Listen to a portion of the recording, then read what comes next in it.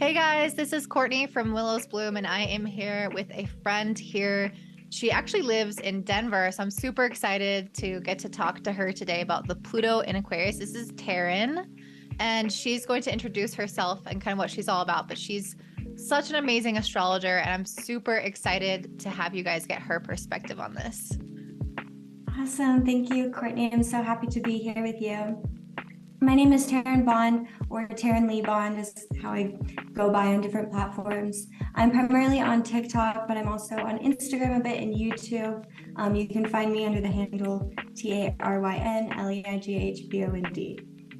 That's how you spell it. But I am an evolutionary intuitive astrologer who kind of practices astrology from a more soul-based perspective, a little bit psychological, but really coming back to the soul's journey and definitely referencing the kind of across lifetimes journey that the soul might be on and the deeper meaning behind the things that we see in our chart and also what comes up when we experience transit. So I really like to look at the very, you could say, zoomed out, soulful perspective. So I'm really excited to talk to you because I feel like we have really good complementary styles of reading. Yeah, it's funny because my tagline is astrology for the soul. So I definitely feel like to have that bigger perspective is just so important. And hopefully we can give that to you guys today with this Pluto Aquarius. Yeah, we'll get into the details, but this is such a long cycle that I think it will be beneficial to get that zoomed out perspective that we can give as well. All right, so let's get started by looking at the chart when it first moves into Aquarius. So Pluto's been in Capricorn for quite a long time, right? Since 2008, and that's like when the market crashed. So yeah, very exciting, guys. I'm sure we can imagine that given that it has a 20-year cycle in a sign, typically, I mean, it's going to depend on what sign it's in, but we're going to get a very noticeable type of shift in energy. And I don't know, Taryn, what do you think? Because yes, I do think the market crash was related to Pluto, but do you think that there's going to be like a big event that will herald in the time of Pluto shifting into Aquarius? Or do you think it's more a lot of little shifts in our society? I think that this one may be less of a heavy event because I feel like with Pluto and Capricorn, we got all of those heavy events when it entered, but also just everything that happened, the Great Conjunction, 2020, and everything that involved Pluto's relationship with other outer planets. I feel as though that was more of the tangible, right, Capricorn, Saturn, physical manifestation of Pluto's stuff in the world. And I think this Pluto in Aquarius is much more a conceptual shift of like the collective perspectives. And this one's interesting because it may be things that we look back on and be like, wow, the world did change then, but it may not feel that way when it first happens because it is entering a sign that has two rulers, right? We get some Saturn energy, but the Uranian energy of Aquarius too leads me to feel like that this might be something where it's an unexpected change that we may not even understand or be aware happened until we're looking back on it. Pluto won't be forming any major tight aspects to any of the outer planets. So I don't know if it's going to be like a big one-off event as much as some of the Capricorn energy. Yeah. And I'm just so excited today to talk about technology and AI because I just geek out on that stuff. Yes. And we're talking about Uranus being one of the modern ruler of Aquarius. And of course, Uranus has all to do with technology and AI and things of that nature. And it's like, think back, 20 years ago, could we really have predicted the level of technology that we have today? And, how small a phone is and yet how powerful it is. And I think that is the nature of this Aquarius energy, where we're going to start to see societal massive transformations happen so exponentially, things that we never expected, like you said, especially because of technology and the way that we can't, unless you're in the industry, we can't really picture right now what life is going to be like with all those new types of things. Like, you're on TikTok, you're doing super well on TikTok, and TikTok didn't even exist 10 years ago. And now that's like a career, right? So it's crazy how things can change. No, I'm glad you mentioned that. It's really wild to think about the pace of change here with the technology, and Uranus also relating to quantum physics and kind of the instant manifestation, how things are interconnected, but also like it's electricity, it's lightning, it's so fast. And now we've got Pluto, who's going to be supercharged by this like electric Uranian energy. And it's like, who knows? I always say with Uranus, the planet, to try to really predict something that's Uranian in nature is like to misunderstand Uranus, the planet, because you can't predict it. And so that's kind of the excitement quality of this too. But I also can understand how it can seem a little scary to people as well, because it's like, oh yeah, we have no idea what's going to happen. We just have kind of some predictions, but things are going to change quickly, basically. Especially because we're moving from this large cycle where Pluto was in an earth sign to now being in an air sign. And if you know Earth and you think about Capricorn, this is like the foundation and the structure of our society, right? So this is all that stuff happening with COVID and people needing to go to actually be in their homes and not go into work. And the way that society was structured was completely altered in some facets. And our daily physical life looked different. And it moves slowly, but it also was very impactful. And I feel like once it moves into an air sign, definitely I feel like Uranus has an erratic quality. And I don't necessarily feel like it will move in that same kind of slow but steady progression like I feel like COVID did or Pluto being Capricorn did.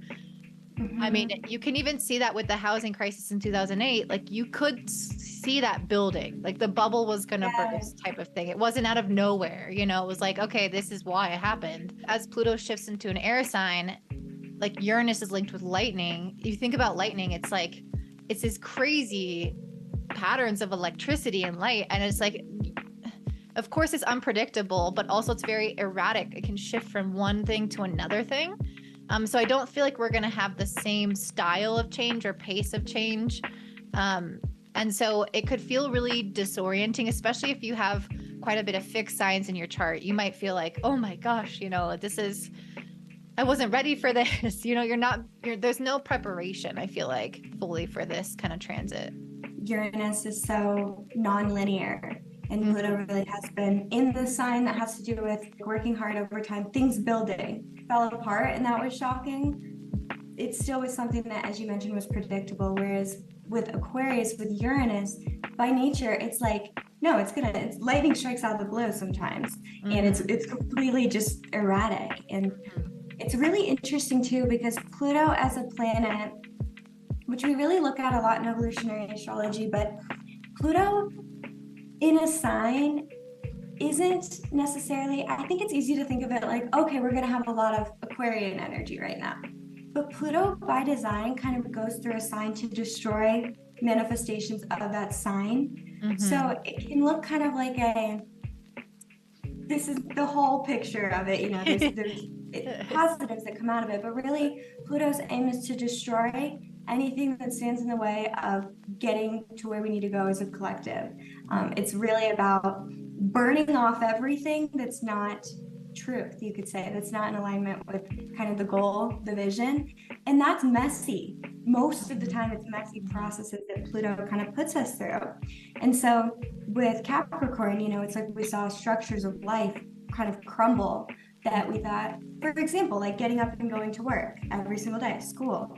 With COVID, we saw that ended. There was lockdown, and that was something that nobody had ever really conceptualized, or really most people had never considered the possibility of a global lockdown.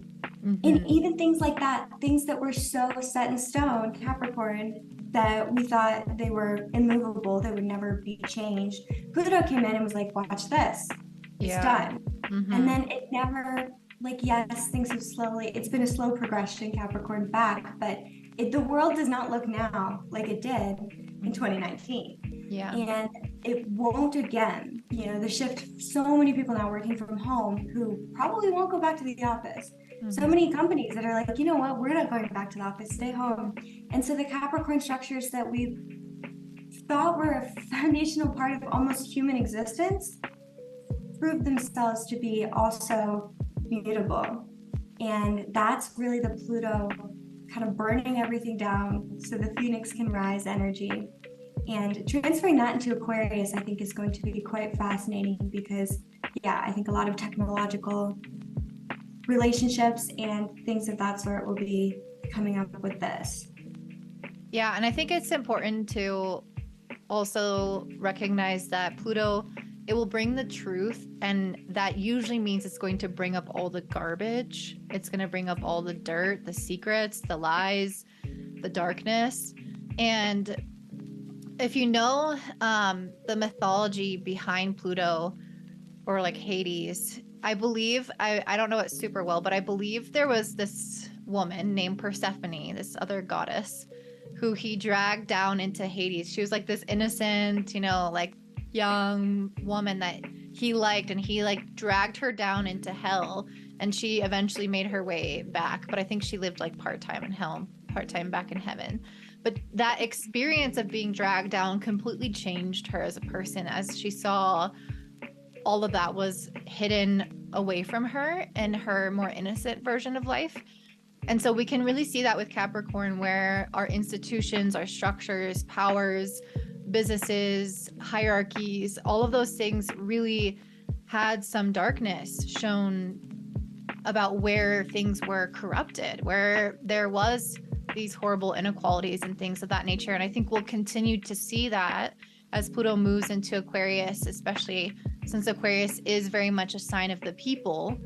And I think we'll start to see as well where there are maybe corruption within the collective and these sort of collectivist mindsets. And we had a long conversation about this before we actually like sat down to do this call, because I feel like it's interesting how what happens with Pluto being Capricorn kind of births the thing that will be altered with Pluto in Aquarius.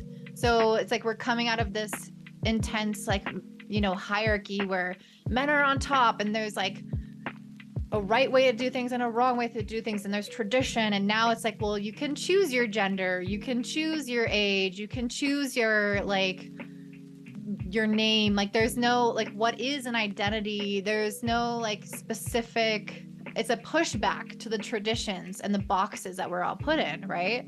There's no like specific way that we have to do things anymore, especially for like the younger generation.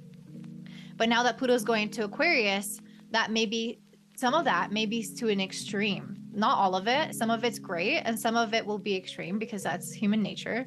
And Pluto will come in here, and it will start to show how these extremes are actually darkness, and it will emphasize the extremes. It will bring them to the surface in a way that is somewhat destructive also for interpersonal relationships, because Aquarius is very much about like our collective union. But what happens when there are these different collectives with different opinions? Like we can start to actually have a little bit more discord amongst types of people, if that makes sense. And I think identities and like searching for our identity is a big part amongst the crowd with Pluto and Aquarius. Yeah, absolutely. Especially considering the Pluto having just passed through Capricorn, which is really about its hierarchy. It's the authority figure, which you could say dictates everything, but also identity. The authority tells you who you are in the construct of life. Pluto in Aquarius has more of a free-for-all energy of like you decide who you are, but there's still hidden Pluto, social pressure, Aquarius that is shaping identities, even if people don't realize that they're being shaped by it, which is fascinating because Capricorn, Saturn, Capricorn, physical manifestation, it's more obvious. And it's so interesting because like me personally, before Pluto entered Capricorn, I didn't often hear about like conspiracy theories or things about governments. But then Pluto and Capricorn was like, oh my gosh, and everyone's like, there's all these secrets, there's these things that are hidden. And now the shift is like, okay, yeah, the structures that be have corruption, many of them. But where's the corruption within how we relate as a society? In what ways are we almost like subliminally controlling each other by checking each other or by maybe shunning certain things, even if it's in a very passive, more subdued way? And so it's very interesting because now it's like, it's not like, oh, how is the government that controls us being corrupt? It's like, how are we being corrupt? how are we responding to that? And also, how are we then policing each other? We don't even, Pluto and Aquarius following the Capricorn transit really feels like, oh, we don't even need like someone policing us, because this looks like people kind of doing it to each other, which I think is something that's been growing for a while now. And finding like the fine line between, you know, at what point do you say, this is really messed up, I'm going to say something, and then at what point do you recognize there's really with Aquarius there can be this strong projection of like, all the issues are out there, let me tell everyone how they need to act different so that the world is okay.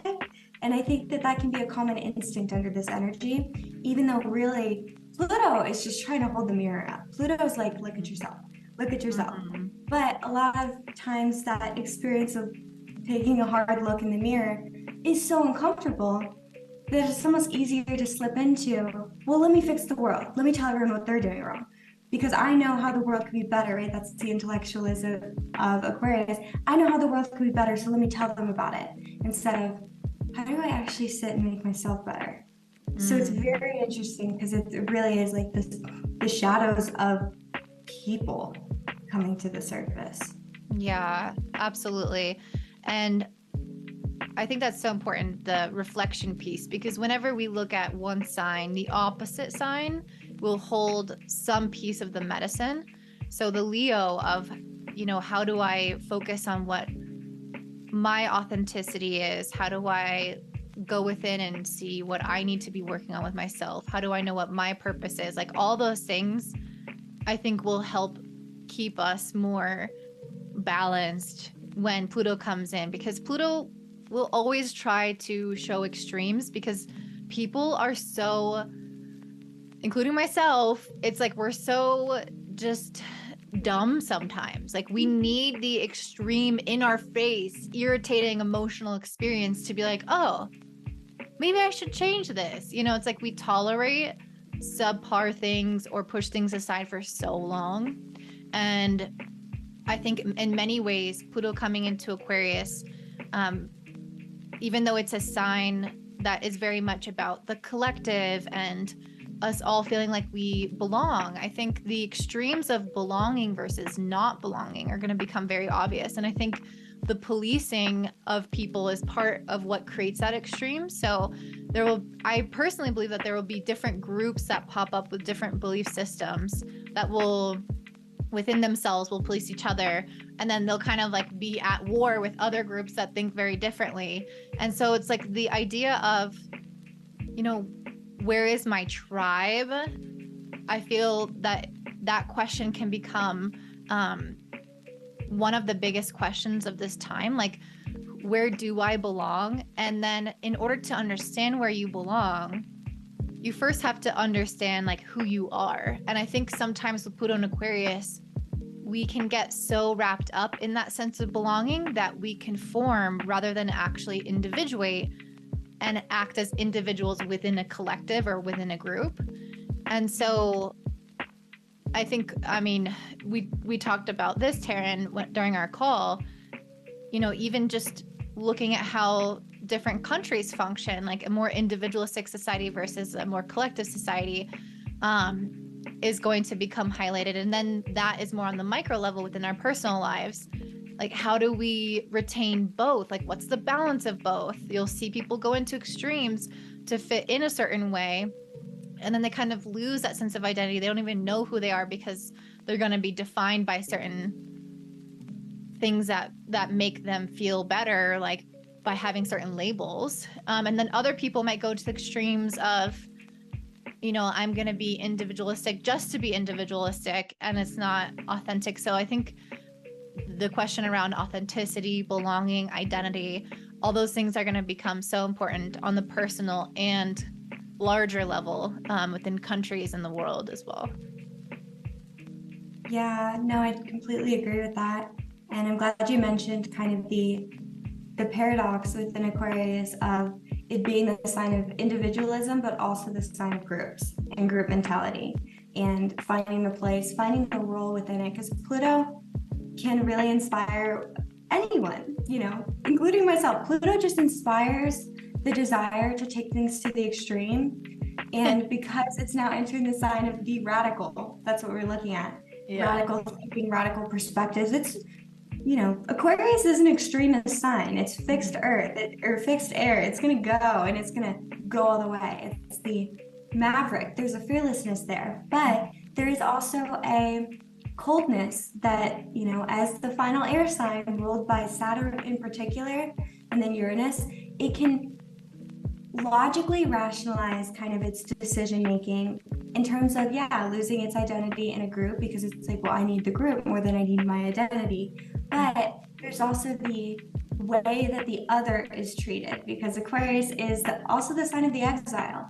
And so it's like, in what ways are we so terrified, Pluto, of becoming an exile ourselves within society that we actually play a part in casting stones, in exiling and judging air sign energy, judging others and pushing them to the fringe, So it's very, very interesting, because it seems like there's a lot of extremist beliefs and perspectives. And I love that you mentioned the polarity of Leo too, because one thing about Leo is that, every sign has its positives and its shadows, but also this Leo energy is the balance point, the polarity of this Pluto and Aquarius.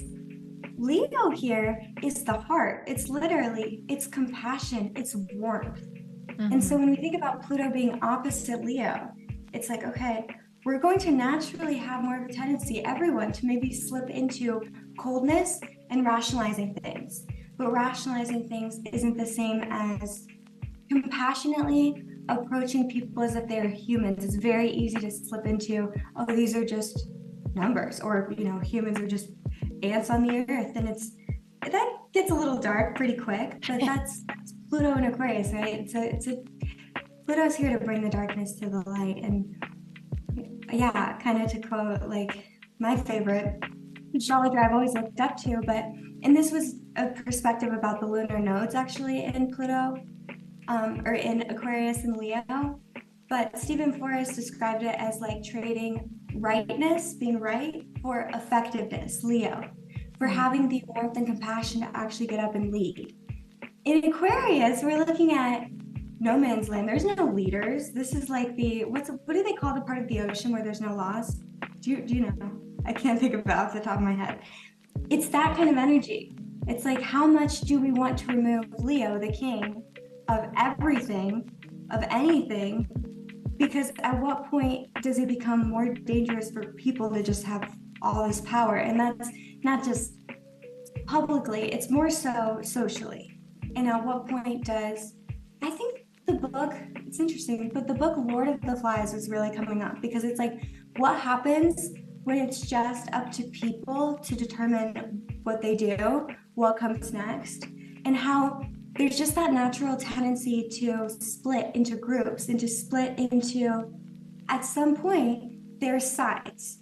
And nobody's even sure why or how it became people pitted against each other. But at some point, pretty quickly, it's just from, oh my gosh, survival, life is kind of the enemy. Life is the thing we need to be focused on keeping in the face of the darkness of the world and nature and what it's trying to do to us, which is, it's hard to survive out there. But very quickly, it shifts into, no, we're too busy fighting each other.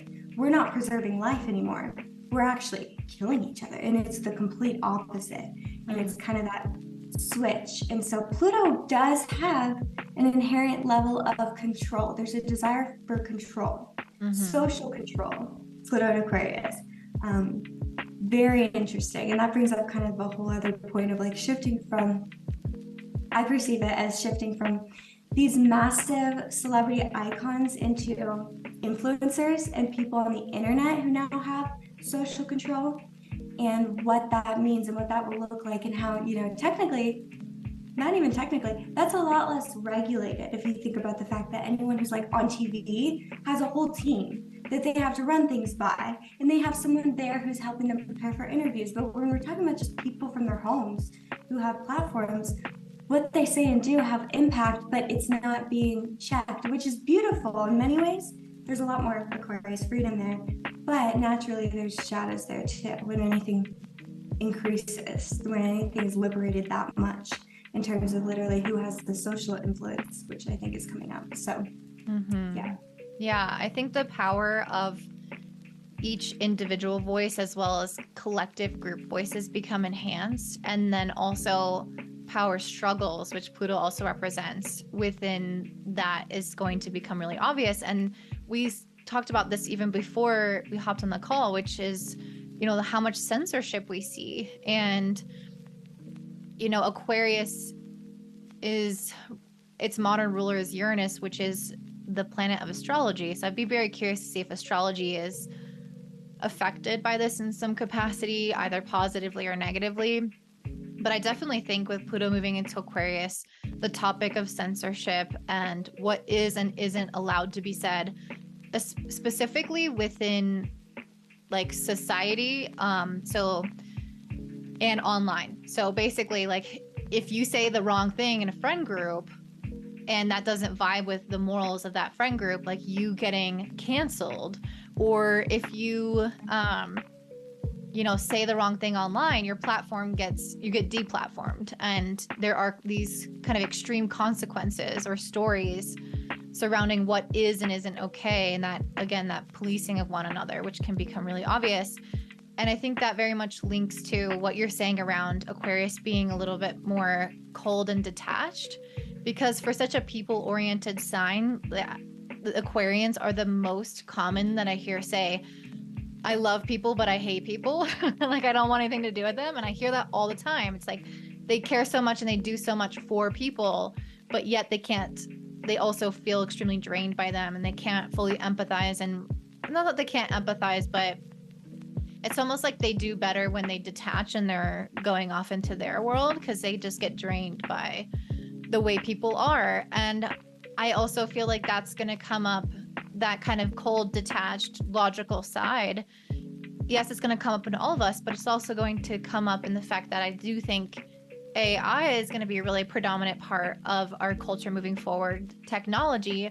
And that is the essence of technology. It's detached, it's logical, it's rational, and it's doing what's best or following a certain set of rules that maybe society or groups of people have programmed into that AI or into that social media network or whatever, which is probably AI policing social media network is all going to be connected. You know, it's like they're going to maybe have AI be the thing that, I mean, they already do, that pulls out certain data of what we say, and then it's AI policing us at the end of the day. It's people creating things that will police us.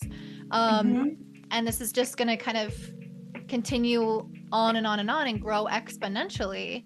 And it's a little bit scary to think about, you know, what makes us human at that point, because Leo is ruled by the sun, and that is very much around, to me, like our life force essence. It's our, like, sort of like our soul in a way. And I think if we're not tapped into that soul, we're losing that humanness, and we're moving towards, you know, what makes us different than a robot, or, you know what I mean? And so I think the question or the spectrum of that, of like, how much are we in our soul and humanness versus cold, detached, and kind of more technological based or judgment based, I think it'll be interesting to see the interplay of that spectrum. Even considering the location, just even looking at this chart here of Pluto being ruled by a Saturn who's just moved into Pisces, and then by Uranus, which is their Venus at the date of the actual ingress. But then squaring the nodes, by the way, Pluto ruling the South node, it really is this fight between a little bit of Pisces, but that Taurus energy of the body being here versus being here. And also, what are you willing to lose to have a better experience in your mind? And so that kind of absolutely correlates with not just AI, but specifically like virtual reality, the metaverse, the things that are coming out in order to actually, you could say, they offer a relief, right, of some sort by getting out of your own reality and going into another one. But at what point does that actually start to strip away the foundation and the sense of value that we have for our own actual reality? And has that already started? You know, so many people live through their phone. We both work on the internet, and so definitely I'm not exempt from this, but we're so sucked into this world that, technically speaking, doesn't exist in the like three-dimensionally. It's not really an experiential thing. And so it puts us further into our head. And even this chart here is like these extremes of at what cost to the body and the senses and the ability to feel and feel your gut and feel your heart and feel your feet, right? Pisces, literally head to toes to be in your body. At what point are we going to lose that without even realizing we've done it? It's, you know, it's like a slow rolling choice. But at some point, the detachment can get us as far as Aquarius. It can get us all the way out to outer space. And then we're like, I want to come home to myself. And maybe we don't remember how anymore. And so there's really this kind of proactivity that I think is helpful here in preparing for the fact that an unprecedented rate, of course, but in an unprecedented way in human society, technology is here basically based off of the psychology of people to reward you psychologically for getting out of your body. Nothing has ever encouraged us so strongly and so completely to devote our time and attention and focus in our worlds. You know, people get off of work, get out of school, they come home, they play video games, they go on the internet, watch videos. There's nothing wrong with that, but because the leisure activity now involves even going into the screen, it's like, at what point have we lost what it means to have leisure of the body? Taurus finds enjoyment in stillness and going out into the forest by itself and not speaking. There's silence, there's stillness, but there's presence with the self and kind of the fight between things taking us out of the self and then Taurus and this kind of focus on trying to kind of get back into the self. But it ties into what you were saying as well, because with Pluto's two rulers being in Pisces and Uranus, or excuse me, in Taurus here, very, very compassionate combination. And so it's like that's kind of being fought a little bit, is the compassionate sides too, exacerbated. Pisces is the oneness, the unconditional love, and then Taurus is Venus. It's very warm and it's very solid. It feels secure. But then Pluto ruling the South Node and the Scorpio energy is like, the unknown is so tempting. Scorpio, I'm so drawn towards these make-believe worlds. Everybody is. But again, at what point do we have to say, I am drawn towards this, but I am losing myself into this? Because it's very hard, and I'm saying this from personal experience, it's very hard to be honest about at what point you've lost yourself into it. Because what do you do when you realize you already have? It's like a tough pill to swallow. It's often easier just to not think about. So it's funny because I was watching that show Ginny and Georgia. I don't know if you've seen it, but the mom in the last season, she was like telling her daughter, she's done some fucked up shit. She was like, don't ask questions for things you don't want to know the answers of. And I feel like many of us are, it's like we're toying with that precipice of asking that question that once we know, or exploring that realm that once we see it, we're forever changed and we can't go back. And there is a critical mass point where things completely change the rest of our lives. And it is very untethering and it is very disruptive and disorienting. And it's like, do we want to hold on to our natural state of being, which is Taurus?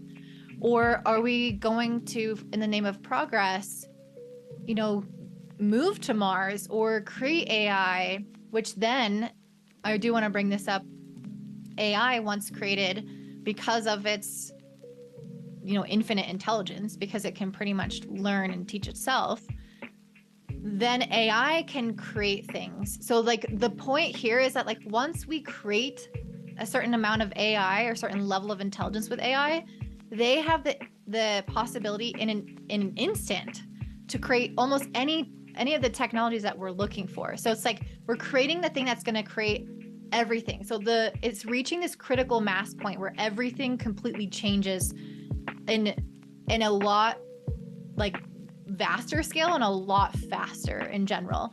And that will be the same, of course, if we get Neuralink, for example, where we can have immediate access to the internet in our brains, or if we again, populate Mars. So there are things that it's like we can't go back from those decisions. We can't come back into our bodies and be like, oh, I'm just gonna like not know that thing anymore. Because once society has chosen to do something, in many ways, it's going to push us all in that direction, whether we want to or not. And there are going to be some herds that I think will rebel and be like, no, I'm going to live in the countryside. I'm going to turn my own butter and we're going to have a trade society. Cool. Like there's definitely going to be some people like that. But for the most part, once a certain amount of people get Neuralink, we're all going to be forced to get Neuralink because you will be just ridiculously slower and dumber compared to every single other person. You won't have any job, right? And then once we create a certain amount of AI, there will be only a certain amount of types of jobs left. So it's like, you see how we make these decisions and they completely change the way that we do everything after that. We cannot go back. Like you said, we cannot we lose ourselves in the internet. We lose ourselves in the progress, and we might not even realize it. And then we want to come back maybe, or something goes wrong. Like let's say, people realize how to hijack Neuralink and they're starting to literally brain control people. And it's like, you can't go back. That shit is in your brain and it's already too late. Somebody already has a hold of you or whatever that is. And you can see how it could be used as warfare between countries, and how technology, like once the atomic bomb is created, what do you do from there? Like, you can literally just hover over a button and kill like hundreds of thousands of people, or maybe even more. And so it's like having that technology, having these things, having these options, making these decisions, it kind of forces everyone to do the same. And it's like, it is hard to kind of put that thing back in the box, once you open like a mattress pad and it's like massive and you're like, how the fuck did they get it in this little container? It's like, you can't put it back. You can't undo the progress. And so it's a little intimidating, honestly, to be like shepherded into an era where we don't even have full control over things, because it's a collective sign. So once enough people make a decision, it kind of determines a collective fate to some extent. And yes, there are individualistic ways we can rebel, like I mentioned, but that's certainly the harder way to do things. And you will really feel like you are on the outside and the outskirts and not have the support of the system if you're making these really kind of alternative choices, which, who knows, maybe some of us will really feel like we need to do that in order to maintain our humanity. Yeah. No, so many good points there. The Aquarius also having to do with trends and influence, and how it starts with, like Neuralink. It starts with a few people making an individual choice. They're being cutting edge. They're being edgy. They are being brave and trying something new, but it's very trendsetter-ish. But once enough people have done the trend, it becomes just like trends with fashion. Once enough people have started to wear it, it's not a trend. It's just what you find in the stores. And so it's the same thing here. It's like enough people make choices, and at some point, those who haven't done anything yet lose the choice, because the wave, the tide of society is pressing so hard in that other direction that there's really no way to, as you mentioned, coexist in society the same way that you could before everybody else had made this monumental change. And exactly, I love that you mentioned too with AI and technology, because it really is like, Pluto is also, it's a humbling energy. And Pluto and Aquarius kind of feels like a little bit of this undertone of like, you're playing with something that you don't really know what you're doing. Like, do you understand, humans, what you're doing with technology? The amount of risk, how we can be. The amount of risk. Yeah. Exactly. And it's playing with fire, essentially. And Pluto's like, hey, but you're going to get burned. That's how it goes. And we've got a Saturn sign still. There's consequence. And what's interesting too is that Uranus, which is the modern ruler, with Saturn traditionally ruling Aquarius, but Uranus is the only planet that directly has to do with trauma. It's the planet of trauma and shocks. So, Pluto has trauma too in a different way, but there's more of a unfolding and everything gets swept up. It's like a black hole of change.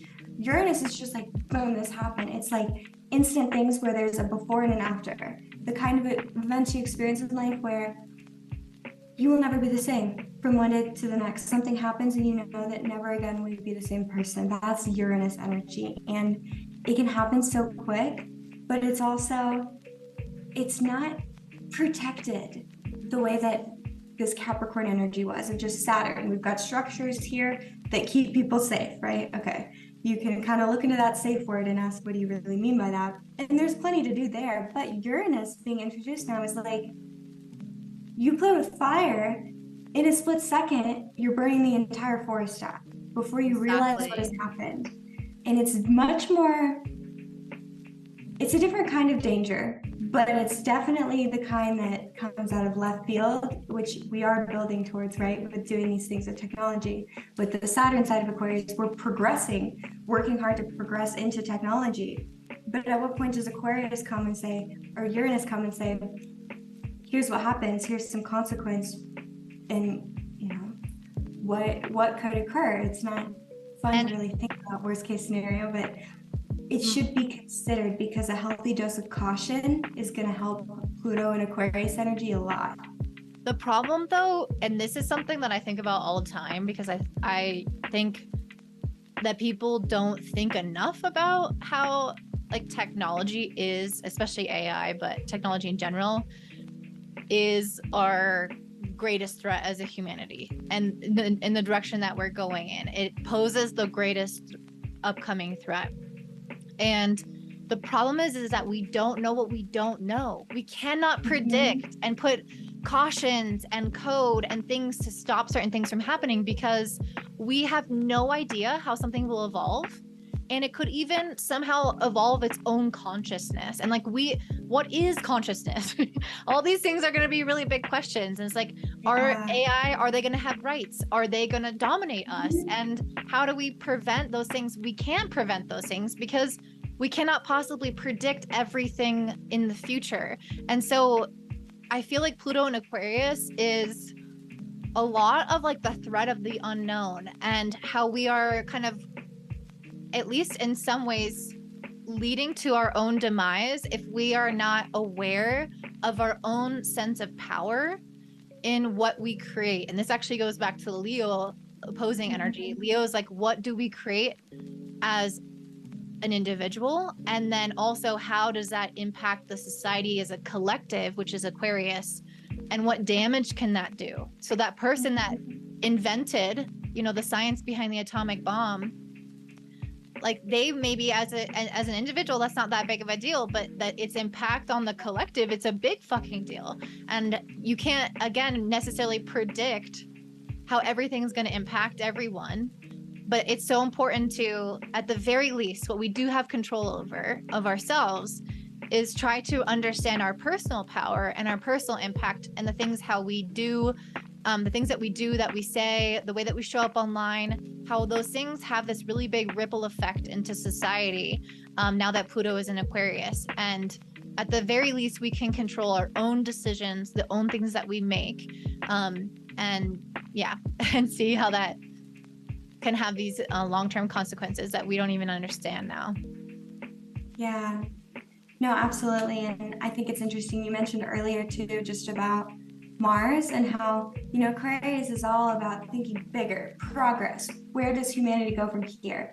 And just, you know, this is the event chart. This is the first hit of Pluto into Aquarius. So this chart here does have staying power. And the fact that Pluto is co-ruling the south node of the moon, squaring the south node of the moon, but co-ruling it with Mars at a critical degree of Gemini, another air sign, forming a very tight inconjunct. They're both at critical degrees. Mars literally is prominent in this chart. Mars is coming up as like, what is this? But there's, with this inconjunct quincunx aspect here too, of Mars to Pluto, it's this question of like, how do we adjust? How do we make this make sense? How do we make this work out, kind of thing? And there's going to be a push, the radical push from the Pluto side of like, let's go to Mars, and then Mars itself. And, you know, who knows? It doesn't, I mean, this is kind of, it could be a hostile environment. We know Mars as a planet is, but when people get there, what if it actually isn't habitable? What happens then? And all of this having power over the South Node, the past, and where we're paying off, you could say, karmic debts as a collective.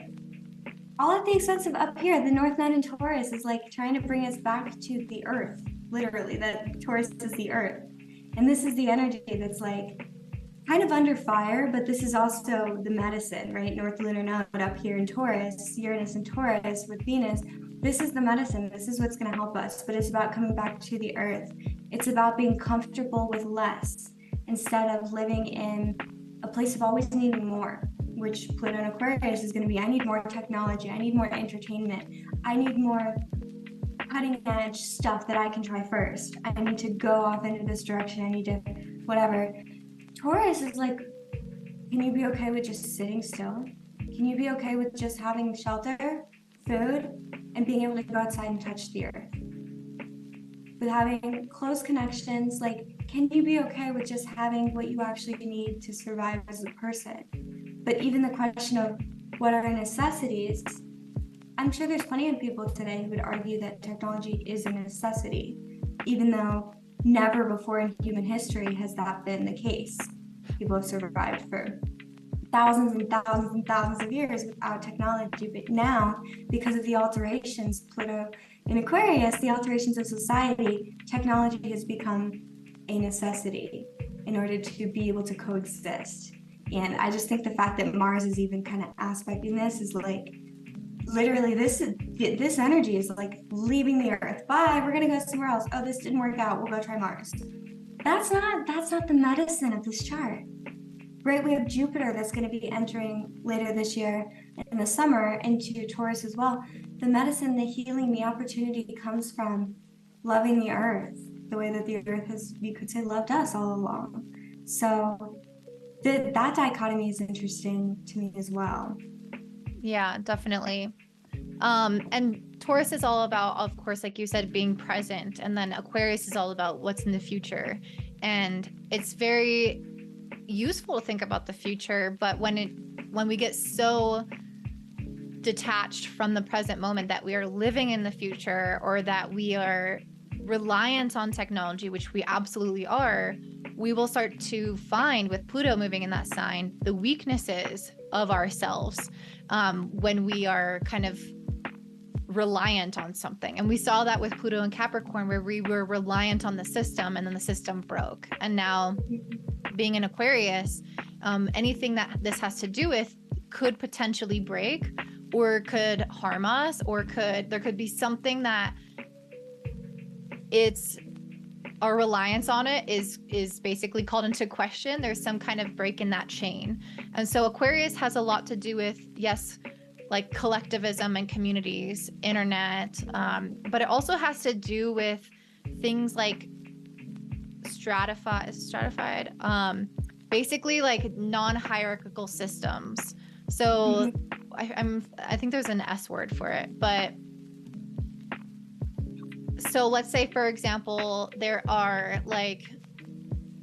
is a chain of like shipping. Let's say there's like agriculture, somebody creates something on the farm and then it gets shipped to the store and then it gets sent here and then there. So all of this is an example of like a system that's reliant on each other, and it's not necessarily like a hierarchical system. So those could also be disrupted. This could be like having a solar flare and our grid goes out. You know what I mean? So there are ways in which we could somehow be disrupted in our normal flow and reliance upon these certain unilateral or lateral systems, technology, collectivist societies. And if there is like space travel that could be disrupted, for example, like we go to Mars and like you said, it's not inhabitable or some shit happens along the way. And it's like those things that we might use as our number one option, or that we become really attached to for a sense of safety and security, usually is called into question. And because Pluto wants us to see, what do we really need in terms of this sign? What do we really need? Like, what's the right balance in our lives? And if we're moving too intense in that direction, which Pluto typically does, it will draw us back to the North Node in Taurus, for example, by quite literally unplugging us in some type of fashion. kind of taking it a different direction, but I think very much related to all of this, is that Pluto in Aquarius, I feel, will also bring up a lot around mental health of the collective as a whole, which has become much more of a theme. But it's also like, what does mental health care look like for people who are suffering because of technological reason? What does technology addiction, what does the treatment look like for that? Or are we ignoring it? Because Pluto's like, if you're ignoring that and the impacts that that has on the brain, especially, oh my gosh, especially young people, the developing brain, and what impact living your life through a screen has, well, we don't know.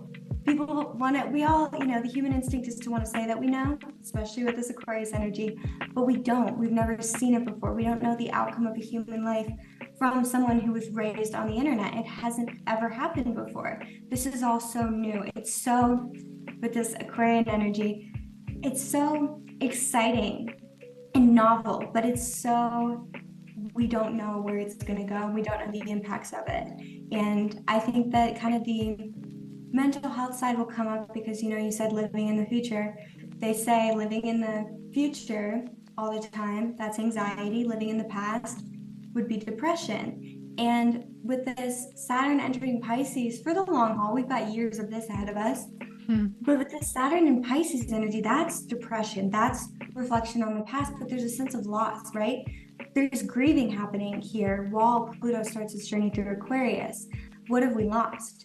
And that will be felt whether or not it's directly, consciously acknowledged and related to. We will feel that sense of there's something that's been lost as we go deeper into technology.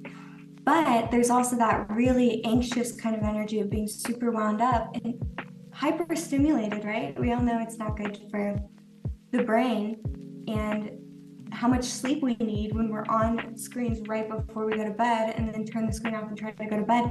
It doesn't help us sleep. It disrupts our sleep. It disrupts what sleep is supposed to be able to give back to the brain and rejuvenate the body. There's so many little disruptions, which is very Uranian. That's so disruptive. But there's so many things that are getting in the way of the natural flow.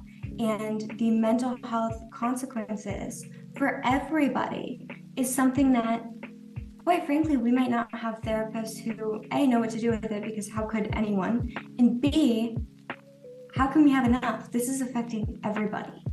And as much as mental health is so stigmatized still, but even now it's like the destigmatization also comes with a level of this is how you can talk about it, this is how you're not supposed to talk about it. I feel that there's kind of this push towards we either need to have an open conversation about it or Pluto is going to make us, because something is going to, like, this is coming up as a theme too. What has happened to the human mind, the human intellect, the human Aquarius Leo, the human sense of self, and what impacts that has. So especially with Pluto being in Aquarius, where we have the retrograde, it'll re-enter Aquarius next year for good, or it might retrograde one more time. But anyways, we've got a little bit of time before it's solidly moving through Aquarius. But still, it's like, what are we going to do about basically what our interest in the future and our fascination with technology and having the newest thing and the iPhone and everything? What implications does that have, and what are we going to do about it, if anything? Because if not, Pluto's job is to be like, sorry, you wouldn't look at it, here it is. Here's what's going to happen. Yeah, I'm super interested in that as well. I was actually just listening to a therapist last night talk about how technology and like Instagram, TikTok, all these things that are very like kind of fast and visual by nature in some instances, and just technology in general in terms of like showing your life and the highlight reel has brought out a lot of inherent like narcissistic behavior in our society, which is very Leo, I'll say that. So it's like they bring out each other, the Leo Aquarius paradigm. And I think we'll have to really face that with Pluto moving into Aquarius as yes, of course, the effect on our brain and like how our society is and like how we develop as individuals, but also how technology programs us to act and be a certain way and to develop certain personality types or to develop certain character traits or preferences based off of how things are censored and curated for us, as well as just like technology in general and how it functions will quite literally form our brain and our capacity to have attention and focus, which is going to be the number one asset in the future. So I think it's going to be really important to think about like who is in control of these platforms, who is in control of the narratives on these platforms, because not only is it like, oh, I have anxiety because I'm online, I'm comparing myself, but the fact that you are quite literally, when you are online or you're watching TV, you are usually entering into deeper brain waves that are more receptive. So you are more programmable in your subconscious mind. So you are quite literally programming yourself to think, believe, act certain ways by what you are watching. And there is only some degree of personal power over what you're watching, because the internet, if you actually look at the internet, we're only looking at like a tiny little tip of the iceberg of the internet. There is like the dark web. There is so much internet that is like, you know, actually not available to us, or we're not searching for, it doesn't appear on the first page of Google. Scroll down to Google, look how many hundreds and thousands of pages are at the bottom that you could flip through.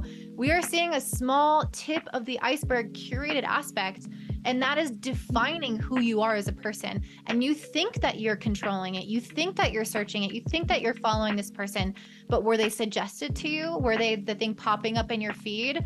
Was it the thing that maybe that brand wanted you to buy, so it's there for you and you see it 10 times a day and eventually you think that's your style and you buy it? It's like, who are you? Who even are you? Because your brain and all of this stuff is literally being programmed by the people and the internet and the things around you. And it's one thing when it's like a society and you can kind of maybe sometimes see it on TV and you maybe know a smaller group of friends and you can kind of choose who you hang out with. Like, it's more controllable. It's more smaller. Like, the things are happening on a less quick, kind of stable type of change. Like, they're not just, basically, you can't just be programmed like super fast back in the old days. But now with technology, we are being shaped very quickly and radically by the things that we're consuming. And so I think conscious consumption, attention span, being like regulating our own nervous system, being aware of what is ours and what isn't ours, being aware of influences upon us and what we truly like, our identity, our authenticity, all of those things are going to become, again, so important. And I know I'm talking about that a lot, but you can just see like how important this is. We have 20 years of this transit.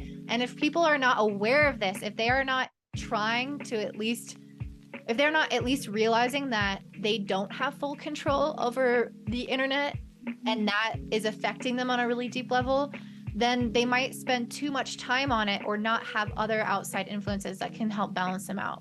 I'm so glad that you mentioned that too, with how much of this is dictated outside of your control, what you see and then shape your identity based off of. And we've had Uranus passing through Taurus for a while. And with this kind of transit, especially being highlighted now by Pluto's ingress into Aquarius, internet controlling values, right? The collective mind controlling personal values, Venus. What's important to you? How do you see yourself? How do you value yourself? Shaped by the internet. But it's also, especially with this Pluto now entering Aquarius, algorithms, right? We've seen over the past several years that people have gotten further and further into echo chambers that they think is the world. They think that this is the internet. This is how people talk on the internet. And what they don't know is that they are just being reinforced by all these platforms, including Google, the search results. Everything is reinforced by what they have said they liked. So they are being sent further and further into a spiral of people that are caught kind of in the same storm that they are. Whereas there's other people over here. And unless somebody stops and says, whoa, I'm like completely sucked into what the algorithm shows me because of who I've said to the algorithm that I am, where I've given my attention in the past. Until somebody stops and says, whoa, that's happening, these two will never even register each other's existence. But what happens with the stratification of it is that there's, again, the pitting against each other. Like even politically, we've seen that. But the biggest thing that is causing this isn't that people are more angry now. other people suck more now. It's not other people that are the issue. It's that we are being basically programmed by what we want to be programmed by. But unlike before, unlike ever before in human history, when you had to go out in the world, you had to see people you didn't like on a daily basis. You had to go to school and to work. But if you wanted a job, you had to go interview in person. There was no work from home from the internet. You had to relate. It's very easy to create a life where you don't have to relate anymore. And in that case, then your sense of society, Aquarius, becomes technology. But if your technology is controlled by an algorithm that wants to elicit emotion from you so that you'll stay and you'll post and you'll be upset and you'll be reactive. It wants to elicit emotion from you, but it also wants to show you things that reinforce what you already think. That's your sense of society. You are in a much smaller and tighter bubble than you even maybe could have ever been in before, under the guise of, wow, the internet gives us infinite freedom. What a paradox. How ironic that the infinite freedom is the thing that has created tiny little pages for people. And it's designed to be this kind of slow drip into that. It's not like, oh, people are stupid, they should realize they're in an echo chamber. No, it's been designed to slowly over time bring us into the corners that almost like it wants us to be in based off of where we said we were, where we said we are in our perspectives. And it's just kind of like sticking us further into the corner. And so really the ability to be so on the different page from others about what reality even is we've never seen it before. Reality used to be, you go outside, you go to work, you go to a cafe and have lunch, you see people, they see you, you're in a shared space. For a moment, there's a shared reality. When everybody's at home on the computer, in different like VR systems, in different literal realities, what is the collective at that point? And who is controlling the collective at that point?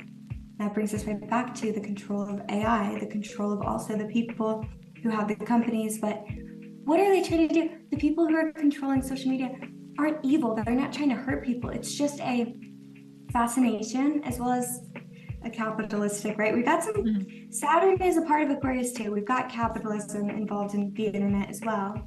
And so there's profit and benefit that comes from this, but because of the lack of maybe looking forward as to what is this going to do to Pisces, the human soul, we might end up in a situation where trying to revive the soul and Leo, the spirit, is going to seem like a more and more impossible task because it's just getting heavier and heavier and heavier into the mud, into Hades, Pluto, the underworld of technology, without even knowing it happened. Persephone's capture and brought down to the underworld. She didn't ask to be captured, but she did, and she was. And then eventually her life became something where she had to constantly dance with the shadow of the underworld, split half the year, above ground, underground. So it is very interesting to say, what if we're not even sure who's going to end up having the control? Whereas before it was always like, oh, these governments, these countries are the most powerful. These people have control. Oh, maybe there's other people that do. But that was all a perspective on societies and humans. But now it's like, who's going to be in control of the internet?